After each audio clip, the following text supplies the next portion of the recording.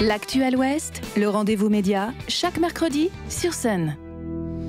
Retour de nos partenaires de la revue 303 ce midi dans notre rendez-vous média revue Art, Recherche et Création au Pays de la Loire. Focus aujourd'hui sur un hors-série qui vient de paraître, un hors-série intitulé Bataille et Résistance dont vous signez l'édito et une série d'articles. Guy-Pierre Chaumette, bonjour. Bonjour.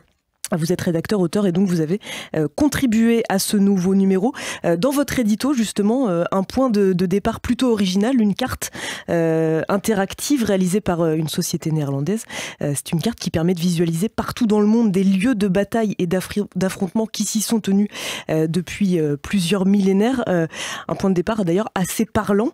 Ça nous permet de visualiser très vite que l'Europe a abrité une partie de l'ensemble des conflits sur son territoire et a fortiori aussi les pays de la Loire. Absolument. Oui, effectivement, quand Aurélie Guiton, rédactrice en chef de la revue, m'a proposé de d'écrire l'édito, j'ai un peu cherché un angle et je suis tombé sur cette carte interactive qui est vraiment impressionnante. C'est une entreprise multimédia néerlandaise qui travaille en relation étroite avec des universités, des centres de recherche, etc. pour compiler des données. Et qui a mis au point une carte qui permet de voir l'apparition des batailles sur une map monde depuis le 3e millénaire avant Jésus-Christ. Et c'est assez fascinant. À la fin, quand on arrive à notre siècle, ça fait froid dans le dos parce que il y en a beaucoup. Et on voit que l'Europe est très loin devant le reste des continents. Et quand on fait un zoom sur la France, effectivement, on arrive à, évidemment, le nord-est de la France est couvert de points, on s'en doute. Mais la deuxième région qui vient, c'est les Pays de la Loire, étonnamment, mais en fait, pas si étonnamment que ça. Alors, les batailles ne sont pas au XXe siècle, mais majoritairement entre la fin du Moyen-Âge et le XVIIIe siècle. On pense évidemment aux guerres de Vendée, mais pas que. Et voilà. Et donc j'ai essayé de réfléchir à ce que ça voulait dire, et surtout en termes de paysage, qu'est-ce qu'il en reste, quelles traces il peut en rester et comment on peut les interpréter. Alors dans ce numéro, vous le dites aussi d'ailleurs dans l'introduction, dans votre édito, l'idée c'était pas d'en faire un manuel d'histoire. Il y a des récits de batailles marquantes dans ce numéro, mais aussi des portraits, des réflexions justement sur la place des batailles, notamment dans l'imaginaire collectif par exemple, des histoires en marge. C'est le cas par exemple de l'un des articles que vous signez, où on va s'intéresser à un haut lieu de la production d'armes en Pays de la Loire, à Indré, sur la rive sud de la Loire, entre Nantes et Saint-Nazaire. Quelle place a occupé justement, en 2 mots, cette usine dans l'histoire de la Marine nationale tout de même ? Une très grande place. L'histoire de l'île de Indré est assez fascinante. C'est le premier site véritablement industriel de l'estuaire de la Loire. Ses premières traces liées en fait à l'armement remontent, on pense à la fin du Moyen-Âge. On sait qu'il y avait un dépôt de bois qui servait à la construction qui servait à alimenter les chantiers navals de la côte atlantique. Pour la défense. Et puis, mais pour faire vite, parce qu'on peut en parler longtemps, j'arrive directement à la veille de la Révolution française, en fait. Le site devient un site de production de canons, avec un système révolutionnaire qui était en fait un système de forage avec la force de la marée de la Loire. On peut encore en voir des traces, et ça, j'aime beaucoup raconter, quand on se balade aux alentours de l'usine d'Indré, qui existe encore, puisque ça fait 200 ans qu'elle produit du matériel pour la marine nationale. On voit, il y a notamment deux routes, 2 digues, qui sont en fait les anciennes traces du bassin de marée motrice qui permettait de forer les canons à cette époque-là. Donc on remonte à loin.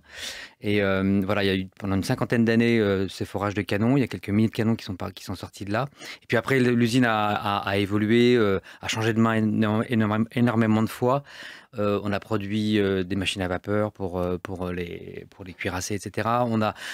Pendant les guerres, l'usine a été reconvertie très rapidement en production d'armements, d'obus, notamment avec une main-d'œuvre très féminine.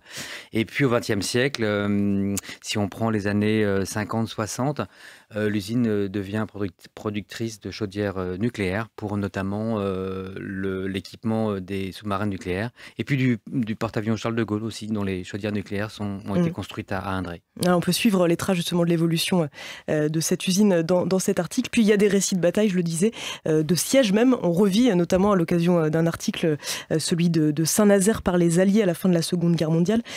sur les traces notamment des démineurs et puis de la ligne, de cette fameuse ligne de démarcation. Vous signez aussi un article sur ce sujet.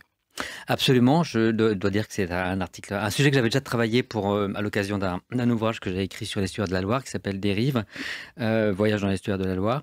Et en fait, dans les marais d'Audubon, pas loin de Cordemais, on est à quelques kilomètres, on est à 4-5 kilomètres de l'usine de Cordemais.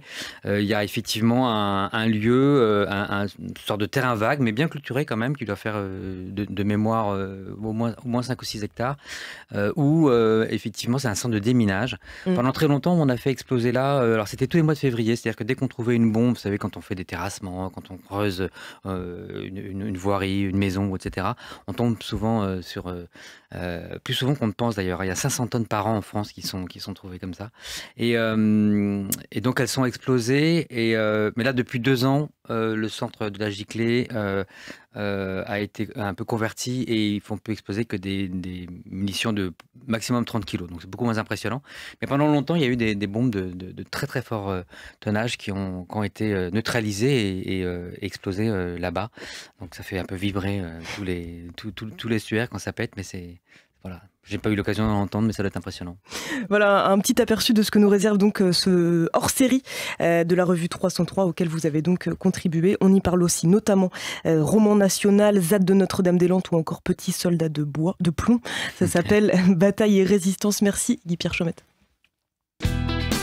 Le rendez-vous média, en podcast et en vidéo sur myson et lesonunique.com.